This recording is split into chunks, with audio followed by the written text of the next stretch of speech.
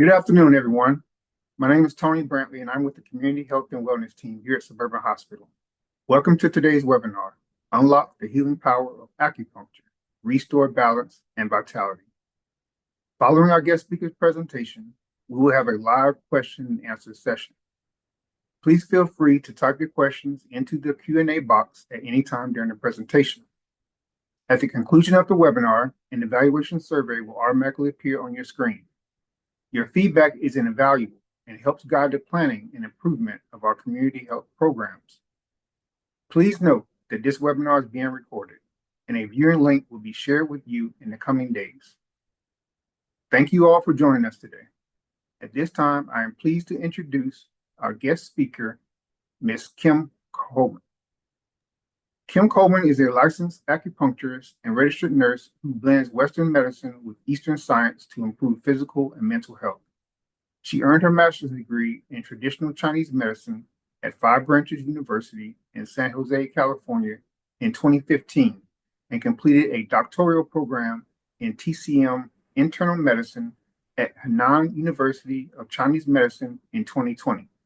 She is currently practicing as an acupuncturist at Walter Reed National Military Medical Center and as a community health nurse here at Suburban Hospital. I now present to you Ms. Kim Coleman. Thank you so much, Tony. Glad to be here. So I think Tony did a wonderful and very generous job of introducing me. I've been a nurse for 20 years. Most of that time was in the ICU setting, and now I have the privilege of working with Tony and other colleagues in community health and wellness here at Suburban. In addition to being a licensed acupuncturist, I also have my national certification, as well as my PhD from China. So thank you, everyone. I'd like to just start by sharing a brief story about how I came to acupuncture. I was working at a hospital in California in the intensive care unit and was pulling up a patient and unfortunately sustained a minor back injury, but it was causing a lot of pain and discomfort. And I discovered that workman's compensation covered acupuncture. I wasn't very interested in muscle relaxants. The TENS for me wasn't helpful. But I decided to try acupuncture, and it not only helped with my back pain, but also some other hormonal imbalances and mood disturbances that I was having at the time. So I really found that it was comprehensive and holistic modality. And by that fall, my injury was in February. By that fall, I was enrolled in a master's program in the area. So we have several objectives today, which you probably saw on the flyer. I'll do a brief introduction to acupuncture. We'll talk about what it feels like, how it affects the body, what conditions could be helped by acupuncture, and things to think about when you're choosing acupuncture for yourself and looking for an acupuncturist. But I'm curious what your objectives are for our time today, if there's any specific questions that you're bringing, and would encourage you, as Tony mentioned, to put those in the chat. And what I would like to do, if it's okay with Tony, after each objective is completed, then I'll just see if there's any questions about that section so that we can answer questions that are relevant to what we're speaking about as we go through. And then there'll also be time for questions at the end.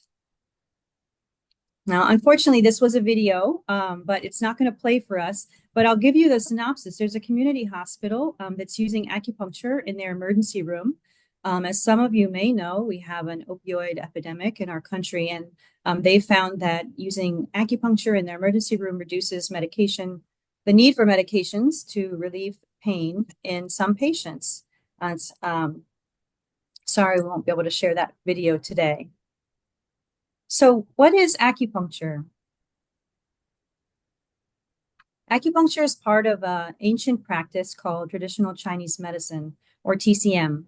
And TCM has its own theory and diagnostic processes and treatment principles that are different from Western medicine and other modalities.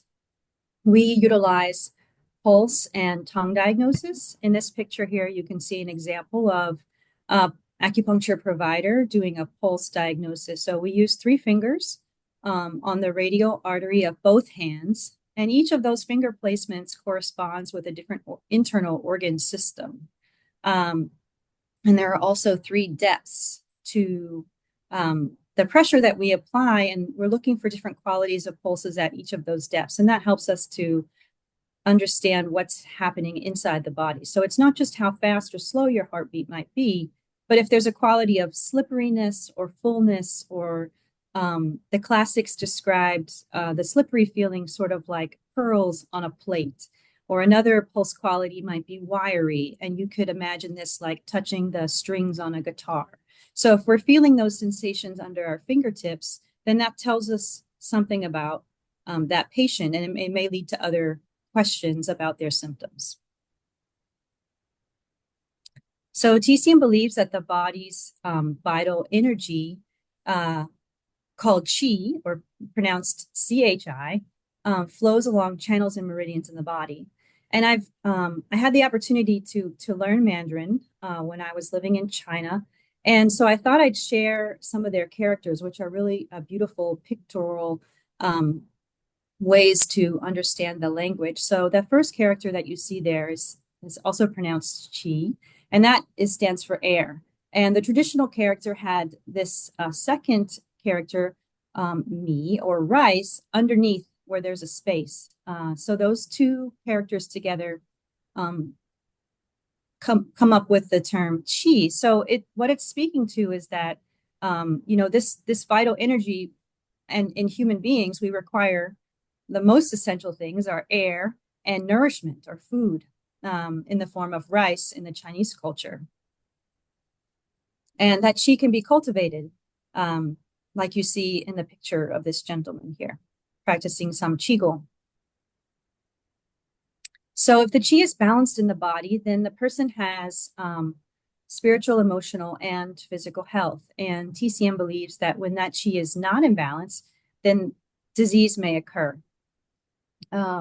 And another way to cultivate a qi, or to bring more balance to the system, is the Chinese practiced Tai Chi, or Tai Chi, actually. And this picture exemplifies that. So the qi can be blocked, and that's typically what causes an imbalance or leads to disease processes, according to TCM theory. And that imbalance is between 2 major aspects called yin and yang. Most of you may be familiar with something called the Taiji symbol, which is a circle with a white and black section. And inside those 2 sort of fish swimming around one another, there's also a dot of the opposite color. And so we're looking for a balance between these 2 major aspects of yin and yang. So the yang aspect is like the sky or the fire element, things that are hot. And the yin aspect represents the earth, or darkness, or water. And TCM uses many approaches to create harmony between these 2 forces of yin and yang. And the acupuncture helps to restore the correct flow of energy through the meridians, or channels in the body. So acupuncture in China is called jianjiu, and that literally means jian is the needle, and jiu is the same jiu that is in aijiu, which means moxibustion. And we'll talk about that a little bit more later. But there are other aspects within Chinese medicine that jin and jiu are closely linked, acupuncture and moxibustion. But there's also practices called cupping, or bagua, guasha, tuina, and zhongyao, which is Chinese herbal medicine. And we'll talk about each of these in a little more detail later in the presentation. So acupuncturists believe that the human body has more than 2,000 acupuncture points. And these points are along different meridians or channels in the body. And those meridians correspond with our internal organs. So for example, if you wanted to treat the lung, then you might choose some points on the lung meridian. The use of acupuncture on these certain points is believed, again, to improve the flow and unblock stagnant qi.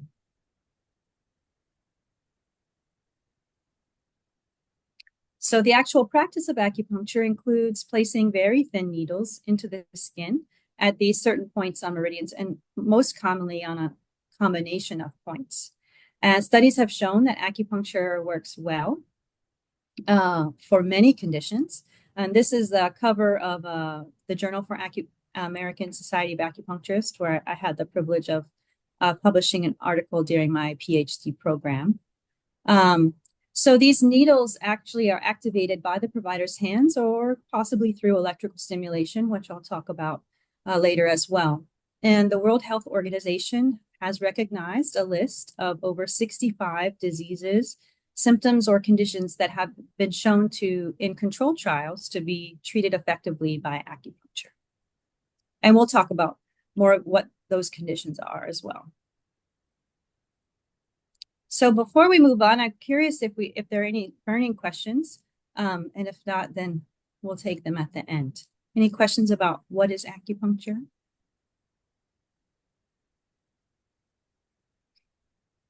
Okay, we'll move forward. So what does acupuncture feel like? I'm curious how many people in the audience have experienced acupuncture. Maybe you want to just write a yes in the chat if you have. That's interesting for me to know. We can visit that at the end. So what does acupuncture feel like? Again, these are hair-thin needles, very, very thin, as you can see in this photo. And the first needles were originally made from stone and animal bones. So you can see we've come a long way.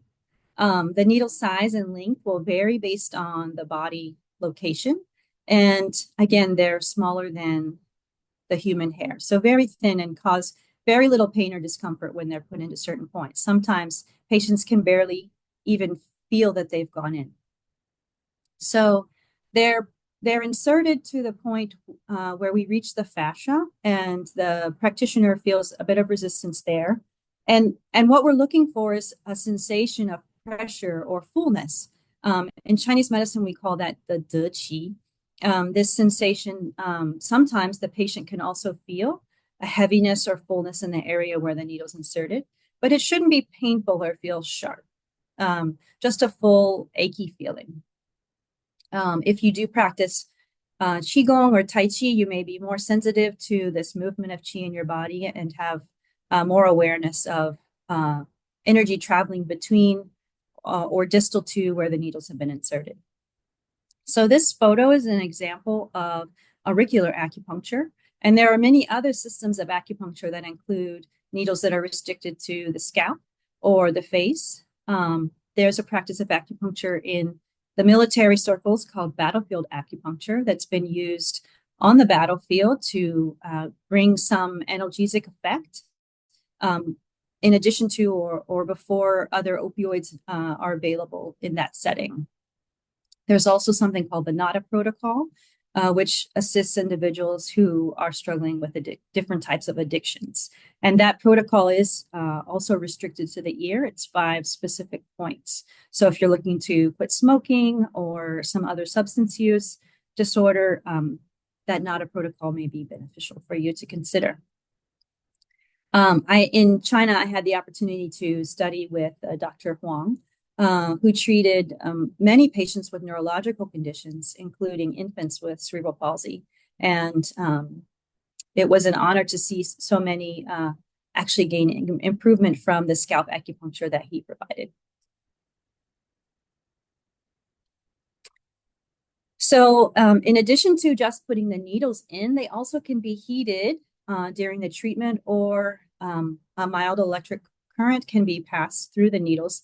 This photo is an example of moxibustion, or Aijio, which we'll talk about, being applied to the end of the needle. Now, the heat that's produced from this travels through the needle and creates a very warm sensation in the body. So in Chinese medicine, especially in seniors, many pain conditions or arthritis is considered to be due to cold. So we use a warming treatment to bring relief. So this gentleman probably has some arthritis in his thumb or the joints of his hand, and this needle will be used to bring some relief for that. Some people say that acupuncture makes them feel energized, and others say they feel that it makes them more relaxed. And that really also can depend on the different points that are chosen and what they're coming in for treatment for. So the needles are sterilized, they're single use. And if you're going someplace where that's not the case, do not get treatment there. The FDA actually does regulate acupuncture needles just like any other medical device. And this photo is an example of a practitioner using also moxibustion, but in the form of a stick that can bring heat to a larger area that's not directly applied to the needles. And this moxa treatment is very helpful for low back pain that's due to what we would diagnose as cold conditions, especially in seniors. So sometimes other forms of stimulation are used over the acupuncture needles or in lieu of them. Some examples which we've talked about already a little bit are moxibustion. There's also acupressure if you don't want needles. There's a friction called gua sha, cupping, which is a type of suction, and then again the e-stim. So we're going to go through each of these. So heat again is called moxibustion or aijio. It's the burning of herbal leaves on or near the body. And that herb is mugwort or Artemisia argyrae or aye. The photo on this slide is an example of a full-length moxa box that's being used to warm someone's entire spine area without the use of needles. So it's just moxa being used. And this is more traditionally done in China, but is very available here as well from licensed acupuncturists generally. If you are allergic to ragweed, it's good to know that mugwort is in the same family, so you should avoid it until you're sure that you're not going to have an allergic reaction. Aye is an aromatic flowering plant known for its culinary and medicinal uses, and it's believed to boost energy, calm the nerves, support digestion, relieve itching and pain, and even promote regular menstrual cycles in women. It's native to Europe and Asia and North Africa, and it's been used for centuries to treat gynecological problems and gastrointestinal diseases, and even in China, added to certain dishes, food dishes. Pressure is another aspect of traditional Chinese medicine. So acupressure in the form of tui na or Chinese medical massage is also employed, not as much here in the US, but it's a whole field of specialty in China. Tui means to push and na means to grab. So this is a photo from a training that I took in China where we were practicing some techniques for tui na on one another. So another aspect of tui na, there's also a pediatric tui na. So this is a young boy at that same training. And you can't see it because my other hand is in the way, but I'm pressing on his thenar eminence here, which is a point on the lung channel. It's called yuji. It means fish border. And that particular point can benefit the throat, clears what we call lung heat. So if you have a sore throat, it can be beneficial for that. It helps to descend the qi in the body to harmonize the stomach and heart. So if you're having nausea or anxiety or any sensation of something rushing up, then this is a great point to apply acupressure to. And you all, while you're sitting here watching the webinar, can press on that area on either hand or both hands, and you may notice some like tenderness or that dull, achy feeling that we talked about earlier, that de qi. So you can see that can be elicited just with pressure. And that's originally, I believe the story goes that there were like monks meditating in a cave in China. And as they practiced, they noticed, different sensations in the body and identified these points that way. So the picture on the right is, again, me practicing some tui na methods on a colleague in China. And I'm massaging up that tui na, grabbing like this, up the paraspinal muscles. The urinary bladder channel runs along each side of the spine, along those paraspinal muscles. And there are points that represent each of the organ systems in the body, just like the nerves from that area innervate all of our internal organs. So we're stimulating those points and then stimulating those internal organs to improve function. Another modality that can be used is something called ear seeds or auricular acupressure. So you can see in this photo some examples of seeds being placed on different points on the ear. The ear is seen as a hologram of the entire body. So if you can imagine a fetus or an infant, a very newborn, with their head at the lobe of the ear and their spine wrapped around the outer aspect of the ear and their arms and legs sort of tucked in the middle, then all the internal organs are represented on the inner aspect of the ear. So we can choose points on the body that are represented on that map or hologram on the ear and choose points that will affect distal areas on the body. The ear seeds are made from different types of materials, including gold, silver, or more commonly stainless steel, or a natural seed called bicaria. They're left in place for 3 to 5 days or until they fall off. And the individual can massage those points to apply additional pressure or stimulation to get added benefits several times a day. Recently, I had the opportunity to offer this at a health fair that we had here at Suburban, and it was very well received by staff. So this can be used in place of needles or after an acupuncture treatment and to help to lengthen the effect of the treatment. Another modality that we use is friction or gua sha. What is gua sha? It's the scraping of the skin firmly with a smooth implement. And traditionally that was a stone called bian shi. Shi in Chinese means a stone. And so the word bian describes which type of stone that was used. But even things like Chinese porcelain soup spoon that you might have your egg drop soup with at a restaurant, or hot and sour soup, those are also used to perform gua sha. And this can improve circulation to the area, bringing blood and what we call qi. And especially on the upper back and neck, can relieve tension here if you tend to hold tension in your neck. And it's also good we often use gua sha to the upper back when at the early signs of any upper respiratory infection or symptoms. Suction is another modality that we have, and people know that as cupping or bagua, is how we say it in Henan. It's the use of warmed glasses. This is an example in the photo of fire cupping. So we actually use some long tweezers with a cotton ball soaked in alcohol and light that on fire, then place that inside the cup to absorb all the oxygen, and then place it quickly on the body to create suction. And this brings, again, qi and circulate blood to that area to help relieve muscle tension and treat other conditions. There's also a method called running cupping, where we would apply some type of oil to the skin and use 1 or 2 cups at a time along each side of the back, along the paraspinal muscles, and actually move the cup while there's some suction there. And that feels more like a massage. It can also be very effective to relieve tension. Nowadays, many practices can't have open flames in their offices, so we've developed other cups that have a suction gun, so no actual fire is needed to use this modality.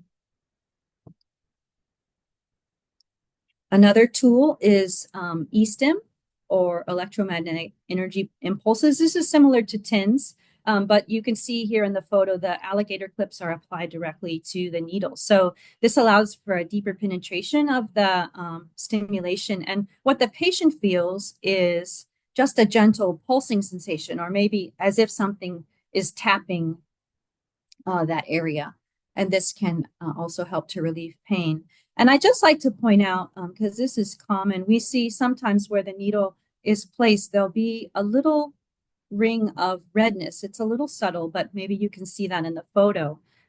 And this is a good sign that telling us that the body is responding to the needle placement there. The needles are kept in place for 30 minutes, typically at a minimum. So you'll be in the practitioner's office for an hour, let's say. The first 15 minutes might be to catch up and see how you're doing this week, after an initial visit, which would be a little longer. Then the needles are inserted and retained for 30 minutes. And other modalities can be used during that time or after. So typically you're done within an hour. I'm curious if there are any questions about what acupuncture feels like or the accompanying modalities that we covered before we move on. Ms. Coleman, I don't think at this point, we do have some questions, but I think you can proceed on and then Sure. you can address the questions at the end. Sounds good. Thanks, Tony. So how does acupuncture affect the body? This is a question a lot of people have, and we don't have concrete answers, but I'll do my best to share a few theories with you. So the stimulus from the acupuncture needles actually creates a cascade of signaling throughout the connective tissue or fascia, involving the blood vessels, nerves, and immune system. And that needle insertion stimulates both local and centralized reactions. The local reaction involves sensory neurons in the skin that are being stimulated, and the central reaction occurs when that signal reaches the brain and spinal cord.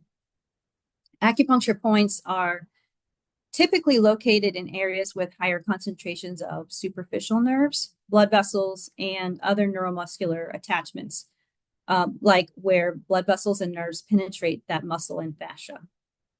And so both peripheral and central nervous systems are affected. The peripheral nervous system includes our voluntary muscle movement in our arms and legs, nerves, and smooth muscle like that lines our internal organs, as well as the stress response. The central nervous system includes the brain and spinal cord and something called the HPA axis, which you can see on the right here is called the hypothalamic pituitary adrenal axis, which acupuncture can help to regulate, and it's a major pathway for homeostatic regulation. So acupuncture stimulation promotes homeostasis and self-healing and bringing balance and vitality. Another theory involves the thalamus. I think I misspelled that too. There should be an extra A, which is one of the first parts of the brain to form in utero. It's the very center of the brain, and it controls the central nervous system, the peripheral nervous system, which we talked about, and also the autonomic nervous system, which includes our sympathetic and parasympathetic nervous system. So the sympathetic is our fight and flight, and the parasympathetic is our relaxation response that brings us back to a more balanced state. And the fetus, as it's developing, typically has its arms crossed like this, and its head is between its legs. So this allows the theory and licensed acupuncturists to use distal points to treat opposite sides of the body because of the way these systems cross. So we don't necessarily have to use local points where you're having the pain to treat the problem. So studies have shown that acupuncture is effective alone or when used with other therapies to treat some of these other conditions. You can see the list here, and we'll go through more as well. So stomach pain, dental pain, addiction, headaches, cramps, different types of other pain conditions, and even could help with stroke rehabilitation. So objective 4, what conditions can be helped by acupuncture? We're going to go into some more detail. So most folks in the US seek acupuncture for chronic pain conditions like arthritis or low back pain. But it is very helpful for many other conditions, and that's one of the most important things that I want to share with you today. So it is important that before getting acupuncture that you talk to your healthcare provider. There are some things that both your doctor and the acupuncturist need to know before engaging in acupuncture. So these are some categories of conditions that can be helped by acupuncture. And I'll just skim through these slides, but there are several specific conditions in each of these categories that acupuncture can be helpful for. So digestive symptoms like irritable bowel or hemorrhoids, emotional symptoms, which is one of my specialties that I studied in China, anxiety, depression, insomnia, ear, nose, and throat conditions. Again, that sore throat we talked about, this lung 10 point is very helpful along with other points for sore throat. Gynecological conditions, musculoskeletal conditions, which it's most commonly known to treat. Neurological conditions, again, we would typically use scalp acupuncture points along with body points to treat these conditions. Respiratory conditions, and some other miscellaneous like irritable bladder, prostatitis, infertility in males, some types of impotence, and addiction, which we've also mentioned. I just wanted to share an example of a story of a patient that I treated. We'll call her Karen. She actually came in with respiratory complaints. She had exercise-induced asthma, and she is a swim coach, and she works with disabled children. And that is a passion of hers, and she was very upset that she was having a hard time tolerating being in the water with these children. And she also was suffering from some social anxiety. So both of these conditions could be treated simultaneously. Neither one of them are necessarily pain conditions. And within a couple months, she was seeing improvement and, was able to see me less and less and doing better from both of those aspects. And our last objective, things to think about when choosing acupuncture. So it is important to talk to your talk about acupuncture with your healthcare provider. Don't rely on a diagnosis of disease by an acupuncture provider. We use a different diagnostic system. So especially licensed acupuncturists who are not also physicians or NPs or another type of Western medicine provider, that's not in our scope of practice. And it's important to choose a licensed provider. And then we'll talk some about costs and insurance coverage. So the first of those, acupuncture isn't necessarily for everyone. There are some contraindications or things that we certainly need to know about before you begin treatment. And it's important that you discuss all of your medications, including vitamins, herbs, and supplements or over-the-counter medications that you're taking. And for example, if you have a pacemaker, we're definitely not going to use e-stim with you. If you are at risk for infection, that's something that's important for us to know. Although our practice won't change, we use the sterile needles, but it is important to know. If you have chronic skin problems, we generally don't needle where there's broken skin. So we would find other distal points to treat that area. If you're pregnant, there are actually acupuncture points that are contraindicated in pregnancy because they can induce labor. And for this reason, some people, there are acupuncturists who specialize in fertility, and those points will be used when the patient's doctor and the patient are ready to go into labor to help to induce labor or speed it along. If you have breast or other implants, it's important for the provider to know as well. So it can be risky if you don't talk about these things with your healthcare provider or the acupuncturist that you're seeing. And we talked about this before, but acupuncture providers can be physicians like MDs, DOs, or doctors of chiropractic medicine or naturopaths. They also could be advanced practice providers like PAs or nurse practitioners, PTs, and athletic trainers do practice dry needling, which we'll talk about, which is not acupuncture, and I'll share the distinctions with that with you later. But each of these types of providers, even if they're also certified or licensed in acupuncture, have their own scopes of practice. So it's important just to keep that in mind. So choosing a licensed acupuncture provider, how do we find one? We're going to talk some more about that later as far as insurance coverage, but it's good to get a referral either from your own provider or from friends and family who've seen that person before themselves and had some good effect. And in many states, there are training standards for certification. Here in Maryland, there is a licensure that's required here. Some states like Oklahoma, I believe, don't have any regulations. And so it's important to know If you're here in Maryland or elsewhere, what are the requirements in your state? And again, not all certified acupuncturists are medical doctors. And in fact, I would say the majority aren't, but there are physicians who have taken some training to include acupuncture in their practice. And if you're interested in seeing one of these doctors who's also certified in acupuncture, you can go to the American Academy of Medical Acupuncture, and they have a Find a Provider link where you can find someone in your area. So cost and insurance coverage.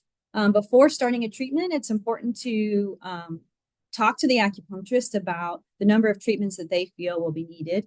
It's hard to estimate, but I generally ask patients to give me 6 to 8 weeks, and that's generally on a weekly basis that they would be coming in. Now, if we're not seeing any effects by 3 or 4 treatments, I'm going to change my approach. And if we're still not seeing effects, then I might refer them to someone else. Or it may be that acupuncture isn't going to be helpful for them in that particular condition.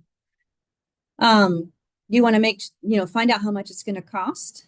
Typical first treatment tends to be a little more expensive. If it's not covered on your insurance, you may pay $150 or $200 out of pocket.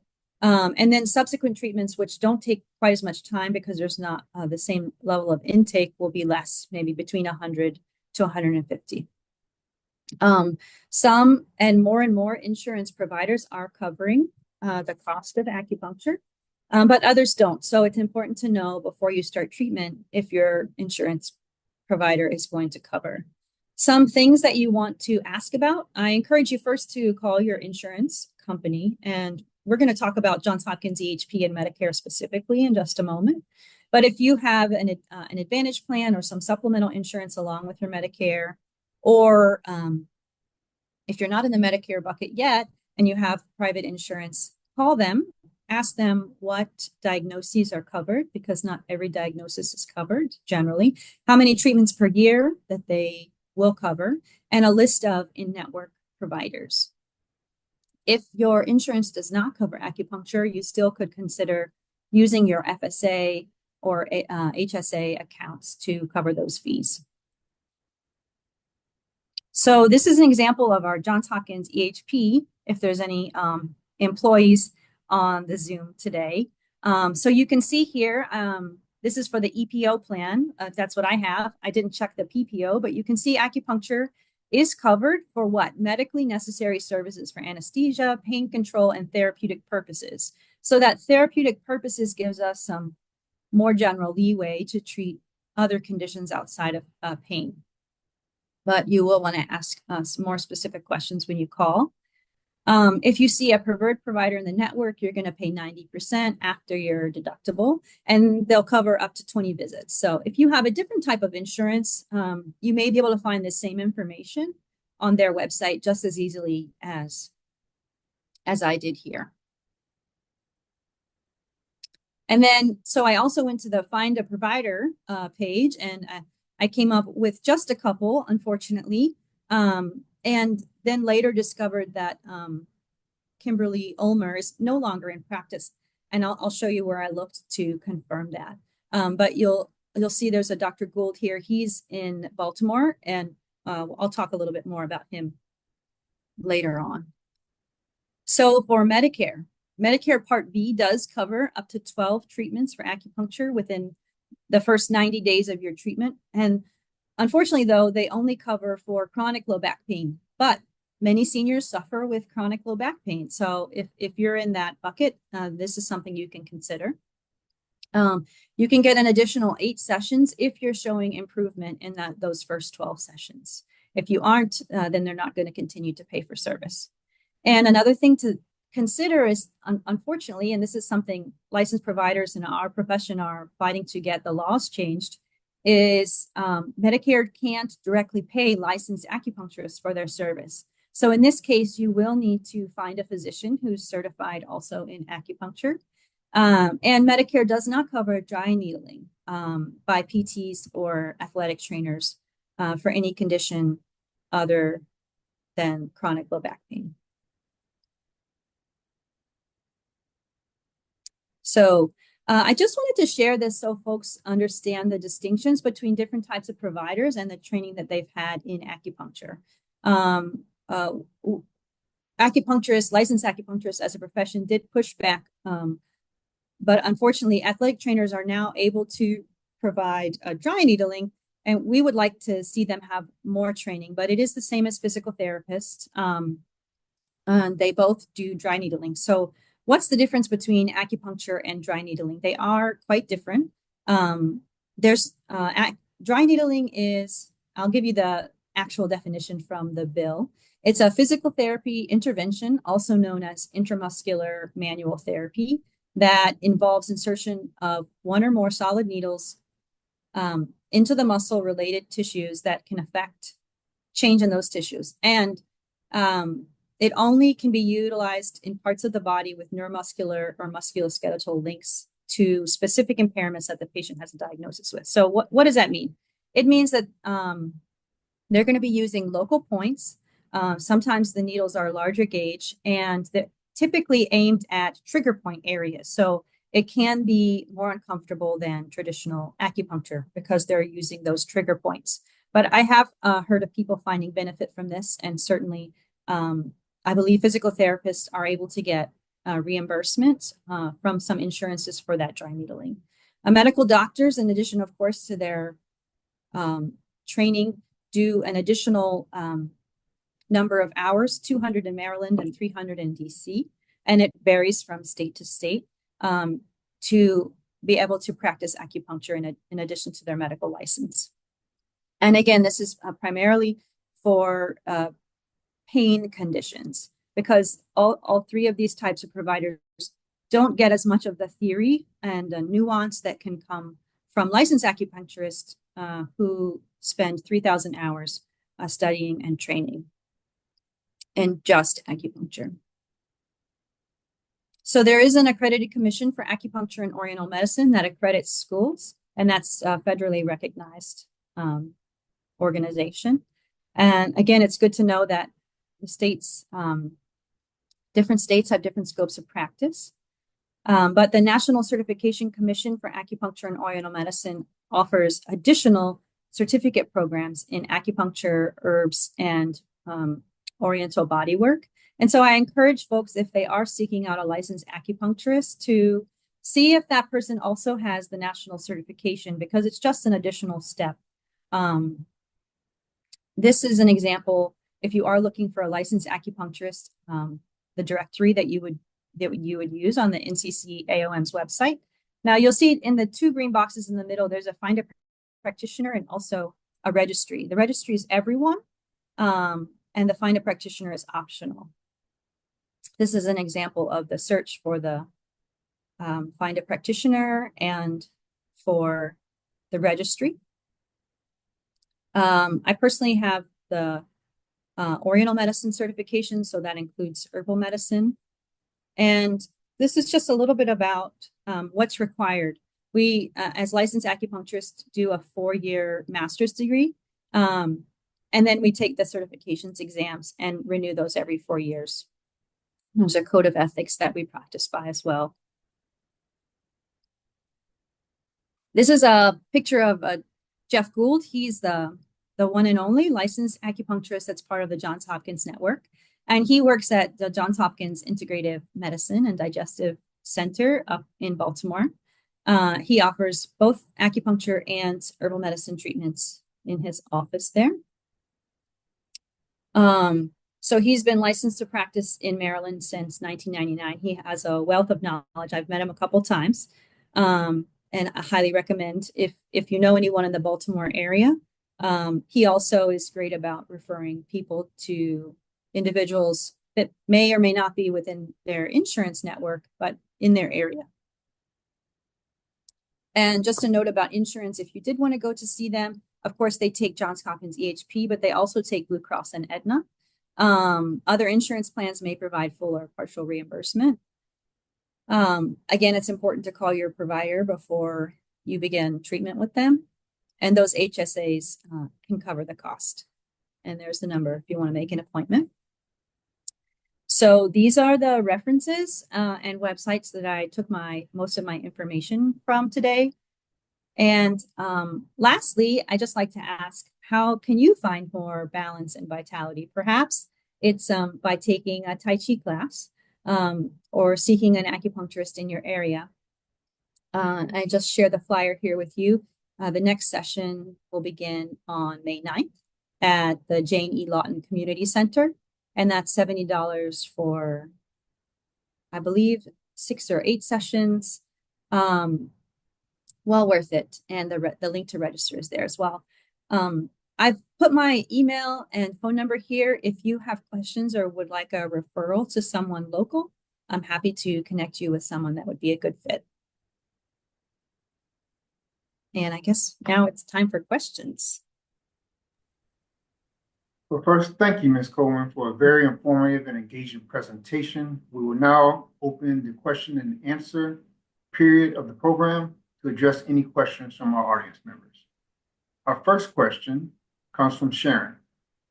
Can you have weekly sessions for months just to restore balance and energy? That's a great question. So some people do come to acupuncture just for general wellness. Typically, it's not required that they come on a weekly basis, but certainly, if you want to do that, you can. Depending on your insurance, that may or may not be covered. It just depends on which diagnosis codes are being used, and that's part of the initial conversation that you would have with that provider. But yes, wellness visits are welcome. Thank you for that insight. Our next question. I am a retired military veteran. I go to Walter Reed for much of my health care. Does Dr. Coleman do acupuncture there? I actually just started in March. I'm still onboarding, but beginning May 7th, I will be in the pain clinic, which is an outpatient clinic there serving active duty, I believe. But if you have access to that clinic, you will be able to schedule me, yes. There are also other providers there as well, Dr. Kim and Dr. Gerard in the pain clinic that are physician acupuncturists. Here's a question from a different angle. How does the practitioner decide how many needles are needed and how many are needed at a particular point? Yeah, that's a great question. And I would probably have to go through a lot more theory, which we didn't have time for today. But it's going to depend on all in all the factors. It's going to depend on the symptoms that you're coming in with. If you have many different symptoms in Chinese medicine, they may all fall under 1 or 2 diagnoses. In Western medicine, they may not be linked. But in TCM theory, very often they will be. And in that case, we can treat several things with each treatment.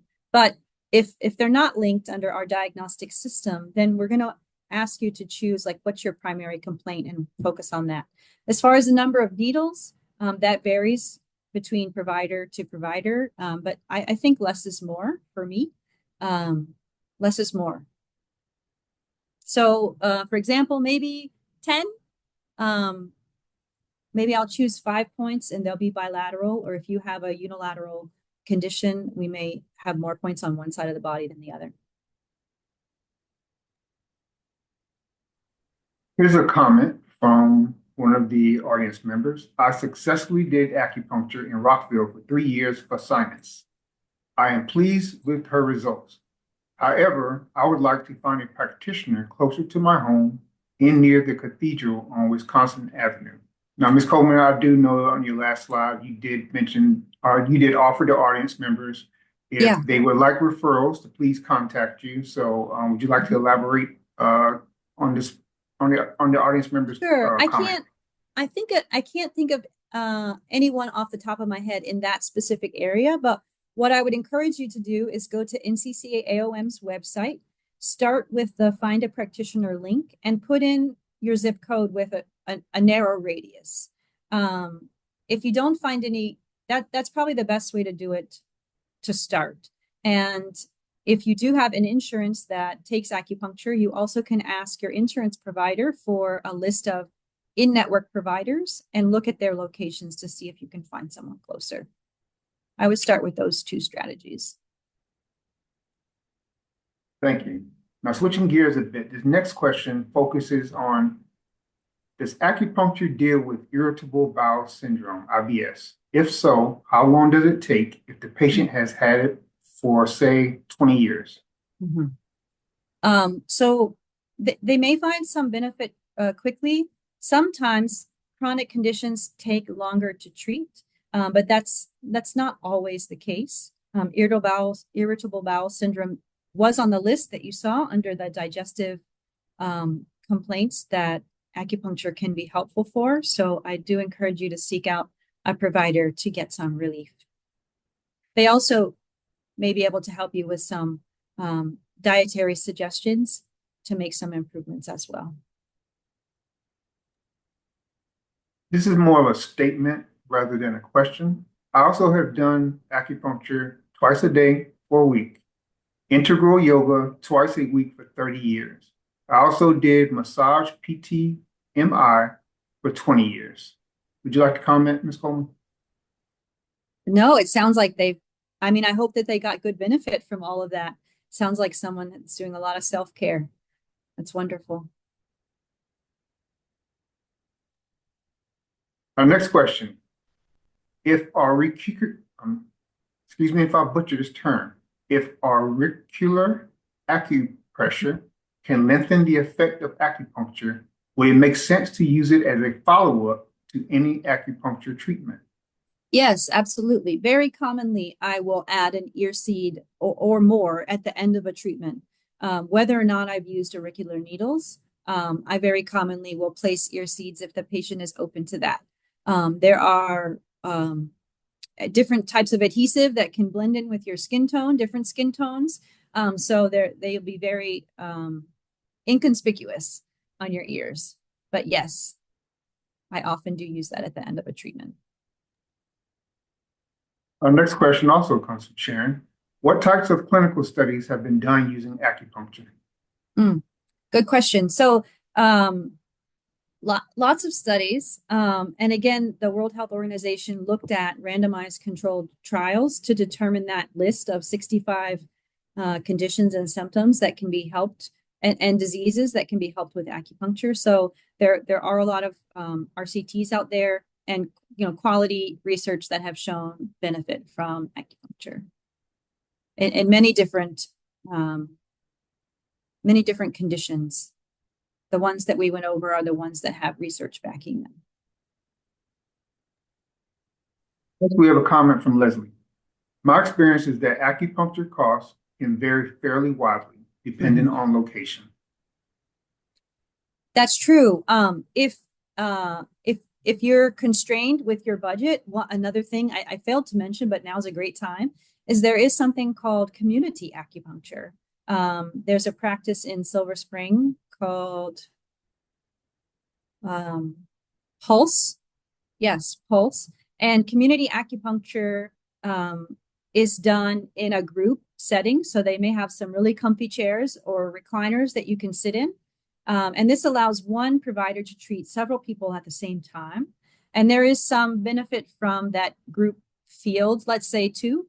Typically, in those cases, they're only going to be using points from your knees down and your elbows down, so you don't need to disrobe.